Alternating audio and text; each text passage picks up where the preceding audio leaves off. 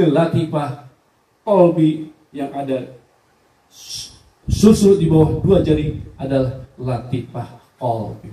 La ilaha illallah, la ilaha illallah, la ilaha illallah.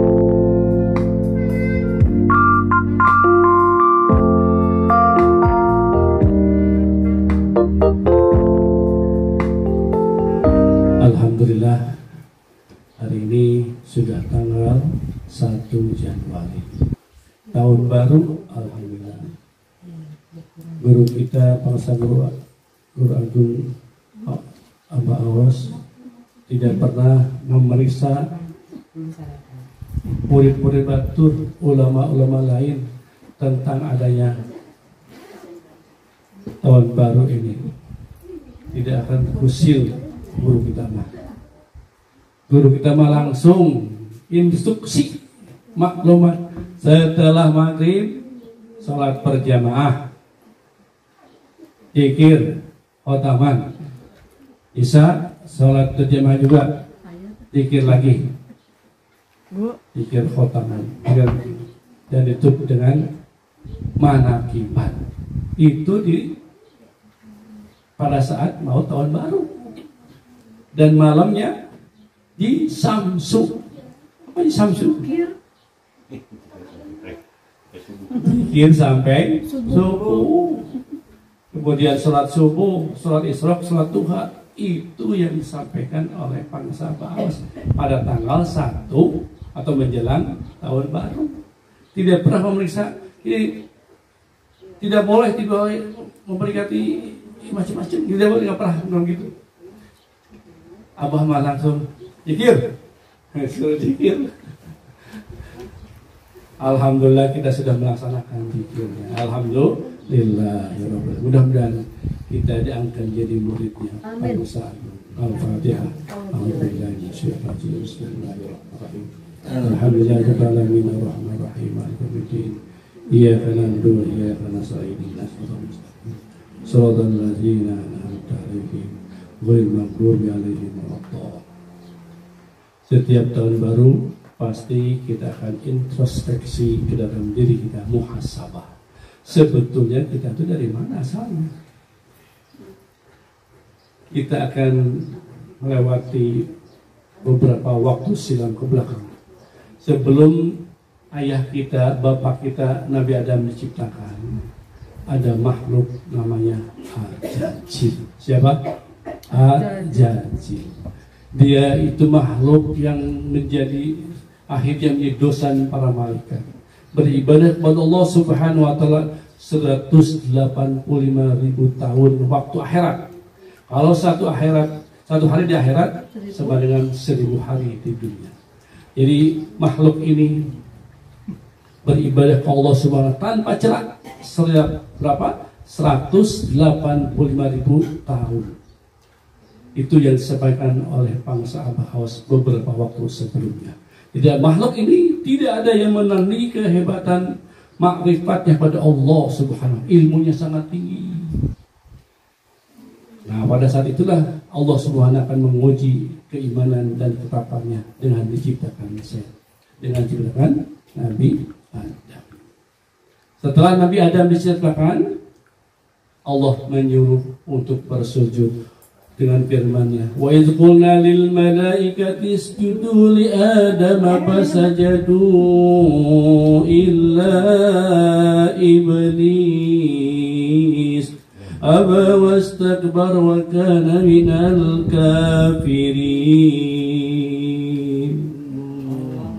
Itu yang firman Allah Subhanahu wa taala, idz qulna, dan ingatlah ketika kami berfirman kepada engkau, wahai lil malaikat, seluruh para malaikat termasuk Azazil. Apa diperintahkan? Usjudu li Adam. Sujudlah kepada Adam. Pada saat itu maka pasajadu, semua para malaikat makhluk semuanya bersujud kepada Nabi Adam. Bukan sujud seperti kita menyembah Allah, sujudnya seperti kayak orang Jepang, lagi kan? Gitu aja. Tapi ada satu makhluk yang tidak mau bersujud pada Nabi Adam, yaitu Azazil itu yang sudah 185 tahun beribadah tanpa celah kepada Allah Subhanahu wa taala. Jadi, pada saat karena dia sudah tidak mau menuruti perintah Allah Subhanahu wa taala, Azazil itu berubah namanya dengan nama Iblis. Laknatullah, Allah yang berikan. Tidak ada yang jelek ciptaan Allah Subhanahu wa taala kecuali Allah yang melaknatnya. Nah, ketika itu kenapa Azazil yang berubah Iblis itu tidak mau menyembah kepada Adam? Dalam Al-Quran disebutkan, Allah bertanya kepada Iblis itu, qala ma manaka ala tasjuda id amartuka. Allah berfirman kepada Iblis itu, apakah yang menghalangi kamu, ya wahai Iblis, ketika aku perintahkan untuk sujud pada Adam? Apa jawabnya kata Iblis? Qala ana khairum minhu, ya Allah, aku tuh lebih baik dari si Adam. Khalaqtani min nar wa khalaqtahu min tin. Aku diciptakan dari api, sedangkan Adam diciptakan dari tanah. Api lebih baik dari tanah. Itu jawaban sombongnya pada Allah Subhanahu wa taala. Maka pada saat itulah Iblis terusir dari surga Allah Subhanahu wa taala. Nauzubillah, summa nauzubillah. Terusannya di ayat ini. Kemudian Allah berfirman, qala fahbit minha fama yakuna laka an tatakabbaru fiha fakhruj innaka minas salihin. Allah berfirman kepada siapa? Kepada Iblis yang sudah berubah nama itu. Biarlah, turunlah kamu minha dari surga ini. Fama yakuna laka, karena kamu tidak sepatutnya antatakbaru, kamu berlaku sombong terhadap aku yang punya sombong. Tidak ada makhluk yang sombong kecuali aku, kata Allah Subhanahu wa taala. Fakhruj innaka minas sagirin, maka keluar sekarang juga innaka minas sagirin, kamu termasuk orang-orang yang hina, dan nanti tidak akan lagi tempat nanti terakhir nanti sampai akhirat nanti kamu tetap di neraka jahanam. Na'udzubillah, summa na'udzubillah. Jadi ada yang ngambek waktu itu. Siapa? Iblis datang. Kepada siapa? Kepada Nabi Adam. Bagaimana coba sakit hatinya Iblis ke Nabi Adam. Maka setelah itu Nabi Adam juga berproses. Setelah itu Adam diturunkan. Seperti firman Allah Subhanahu wa taala Al-Baqarah. Ihbitu minha jami'a fa imma ya'tukum minni huda faman tabi'a hudaya fala khaufun 'alaihim wa lahum yahzanun walladzina kafaru wa kadzdzabu bi ayatina hum biha khalidun. Maka pada saat itu setelah Adam juga berproses diturunkan ke muka bumi, dan juga Iblis bersama setan dan tentaranya diturunkan ke muka bumi, maka ketika Iblis akan diturunkan ke muka bumi, Iblis minta permohonan. Berapa permohonannya? 3, hanya 3. Berapa? 3. Ini diabadikan dia dalam Al-Quran. Apa itu permohonan Iblis kepada Allah Subhanahu wa taala ketika mau diturunkan ke muka bumi bersama Adam? Allah Subhanahu wa taala berfirman dalam Al-Qurannya dan menyebut, qala anzirni ila yaumi yub'atsun. Yang pertama, ya Allah, ini anzirni ila yaumil. Yang pertama permohonan aku, kata Iblis itu kepada Allah Subhanahu wa taala, tangguhkanlah, panjangkanlah usia kami ya Allah sampai kami dibangkitkan. Itu permintaan siapa? Iblis kepada Allah Subhanahu. Oke, kata Allah Subhanahu wa taala, aku kabulkan. Makanya sekarang Iblis belum pernah ada yang meninggal, setan belum ada yang meninggal. Jadi jumlahnya banyakan mana sama kita? Setan. Nauzubillah. Dari mulai zaman Adam sampai sekarang dan sampai kiamat nanti belum meninggal juga. Karena dikabul permintaan yang pertama. Apa yang kedua permintaannya? Yang kedua, Iblis memohon pada Allah Subhanahu wa taala berfirman-Nya, qala fa bima aghwaytani laqudanna lahum siratal mustaqim. Itu kedua. Ya Allah, Iblis menjawab, karena engkau telah menghukum saya jadi sesat. Gitu ya, kata Allah Iblis kepada Allah. Dan saya benar-benar akan menghalangi anak cucu Nabi Adam ke jalan Shiratil Mustaqim. Kamu akan dihalangi mereka beribadah, saya halangi, semuanya akan dihalangi jalan menuju engkau. Faktanya sekarang, tahun 2022 ini sekarang nih, hari ini, fakta ini telah benar dan sukses telah menggelincirkan sebanyak-banyak manusia di muka bumi. Sekarang jumlah manusia yang ada di kolong langit ini sekarang kira-kira 7,5 miliar. Kira-kira begitulah. Tiga surat kami dapatkan sesuai dengan Syekh Google. Jadi 7,5 miliar jumlahnya itu. Yang sudah beragama Islam ada berapa? Ada 2 miliar kira-kira. Jumlah 5,5 miliar sudah digelincirkan oleh iblis dan tentaranya, tidak jadikan Allah sebagai Tuhannya, Nabi Muhammad juga Rasulnya. Sukses kan? Sukses. Nauzubillah. Summa nauzubillah. Yang permintaan kedua satu sukses, kedua sukses. Apa yang ketiga sekarang? Yang ketiga khusus menggoda termasuk. Khusus menggoda kita semua sebagai Muslim digoda. Apa godaannya? Karena kalau kita sudah punya keimanan, digoda semuanya. Yang ketiga permohonannya begini katanya. Summa la yudannahum min bainadihim wa min khalfihim wa an aymanihim wa an syama'ilihim wa la tajid aktsarahum syakirin.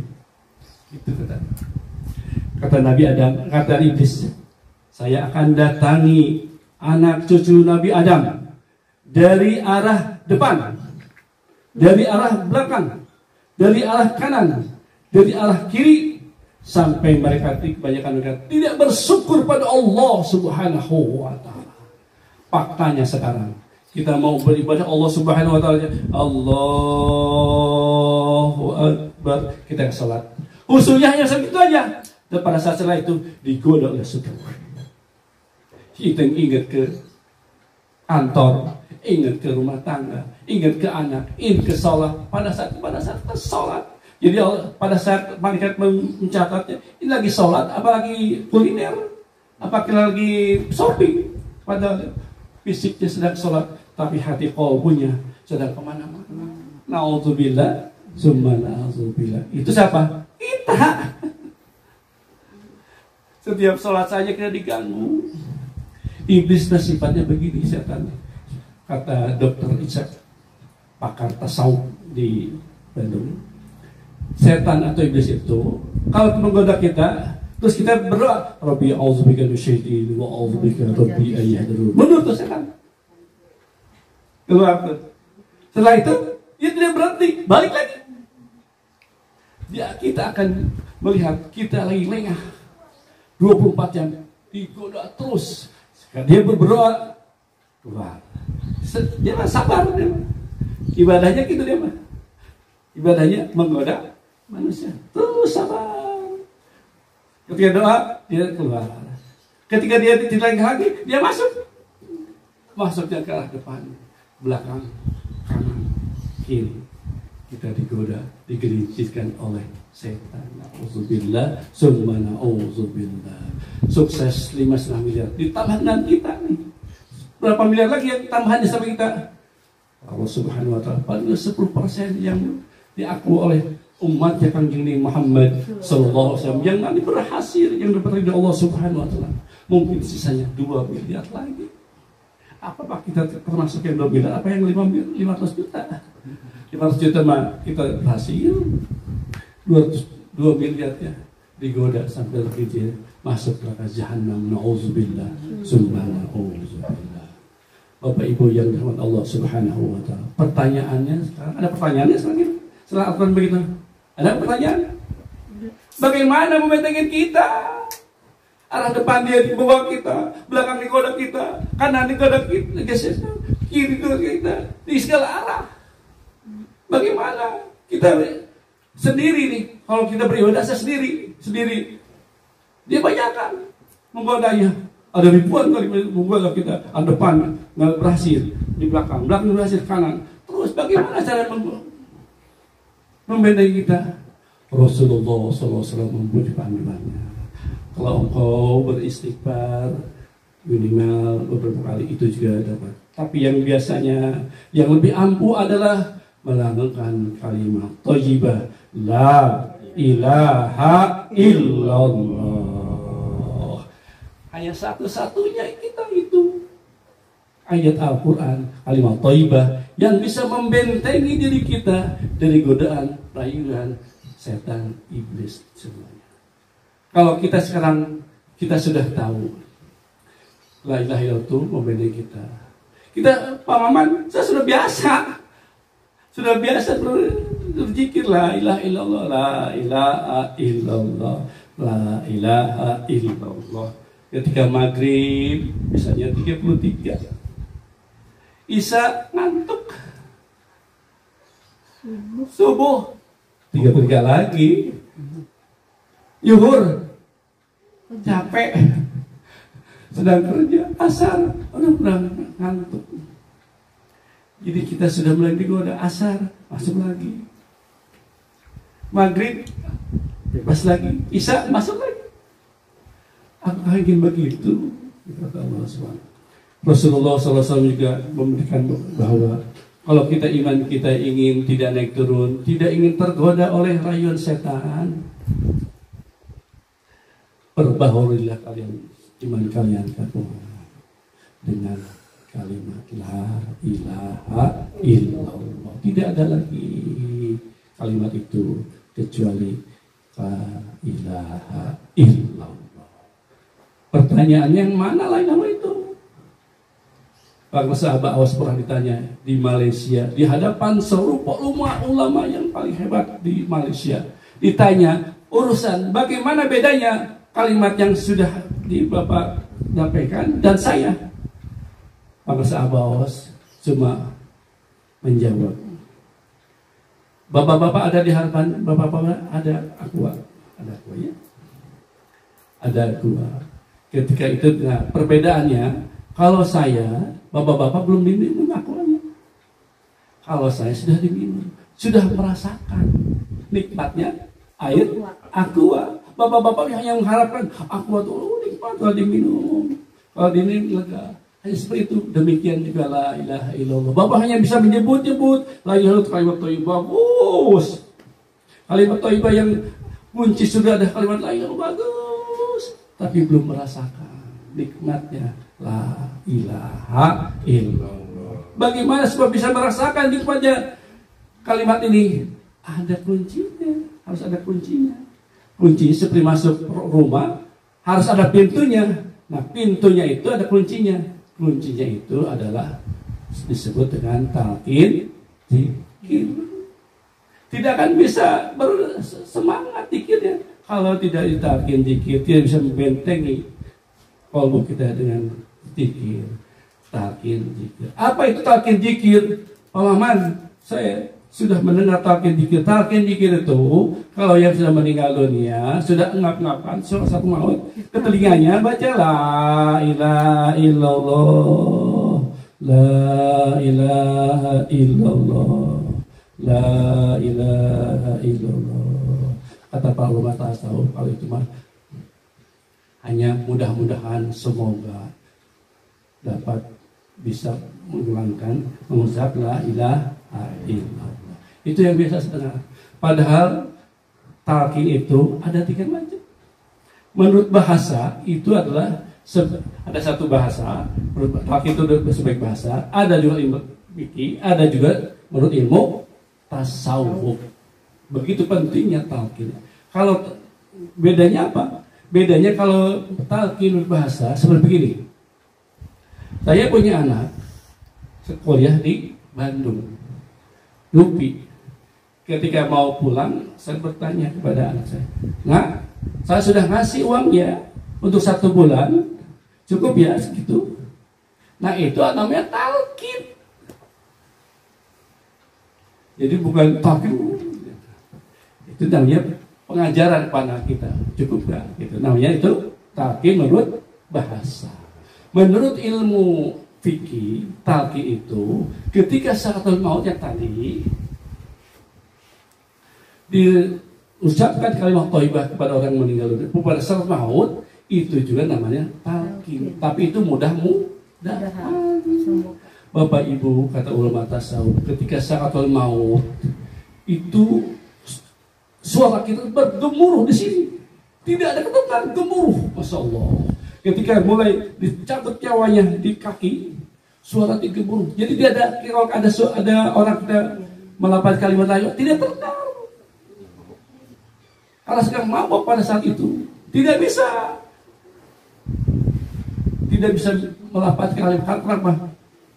Ada suara gemuruh, masya Allah, seperti dicabik-cabik oleh 1000 pedang pada saat sakaratul maut. Kemudian ke dada, boleh ke tenggorokan, hanya beberapa detik, tapi itu juga tidak bisa. Nah, itulah yang biasanya makanya talqin itu pada saat itu amat jarang yang sukses. Pada saat terlalu melafazkan kalimat la ilaha illallah. Nah itu yang kedua. Yang ketiga, lafaz talqin itu seperti sabda Nabi Muhammad SAW, waqinu mautikum la ilaha illallah. Talqinlah oleh kalian semua bagi orang-orang yang akan meninggal dunia. Apakah pada saat meninggal dunia? Iya, tapi mending juga sekarang. Sebelum meninggal dunia, kita sudah dapat talqinnya. La ilaha illallah, la ilaha illallah, la ilaha illallah. Pada saat kita sudah talqin, mudah-mudahan pada saat maut kita ada yang memberikan kalimat, kita karena sudah biasa atau nuhun, kita akan baca la ilaha illallah. Bagaimana prosesnya? Seperti hubungannya tadi, iblis menggoda arah depan, belakang, kanan, kiri. Pada saat berzikir la ilaha illallahnya, ditarik di perut sampai ke dada. Dada ini ada latifah akhfa. Di situ ada sifat seperti ini. Kemudian langsung ke ubun-ubun, melewati latifah nafsi dan nafsi qulub. La melewati 3, nah itulah la sampai ke sini melewati latifah 3 latifah. Itu yang sangat berat ketika mengucapkan la ilaha itu, dan itu adalah sebagai tanda kita akan terbebas. Kenapa dimulai dari mulut? Karena kita membentengi arah depan dan belakang. La, kemudian ilaha melewati latifah sirri dan latifah ruhi di sini. Dan susu kanan, susu atas, dan susu bawah. Susu bawah adalah latifah sirri, di bawah susu kanan latifah ruhi. Kemudian ila ke susu sebelah kanan, atas kanan itu adalah latifah khufi, dan ditembuskan ke latifah qalbi yang ada susu di bawah 2 jari adalah latifah qalbi. La ilaha illallah, la ilaha illallah, la ilaha illallah. Karena itu pusat setan menggoda manusia di qalbunya. Kalau kita senantiasa terus berzikir itu, insya Allah kita akan terbebas dari rujukan rayuan setan laknatullah. Mudah-mudahan kita diberikan hidayah dan taufik Allah Subhanahu wa taala dapat menerima talqin zikir dari Kanjeng Nabi Muhammad sallallahu alaihi wasallam. Wallahu alam. Assalamualaikum warahmatullahi wabarakatuh. Allahumma صل على النبي الهاشمي محمد وعلى آله وسلم تسليما اللهم صل على النبي الهاشمي محمد وعلى آله وسلم تسليما اللهم صل على النبي الهاشمي محمد وعلى آله وسلم تسليما صلاة الله سلام الله على طه رسول الله صلاة الله سلام الله على ياسين حبيب الله توسلنا ببسم الله وبالهادي رسول الله وكل مجاهد لله بآل البدر يا الله صلاة الله سلام الله على طه رسول الله صلاة الله سلام الله على ياسين حبيب الله إلهي سلم الأمة من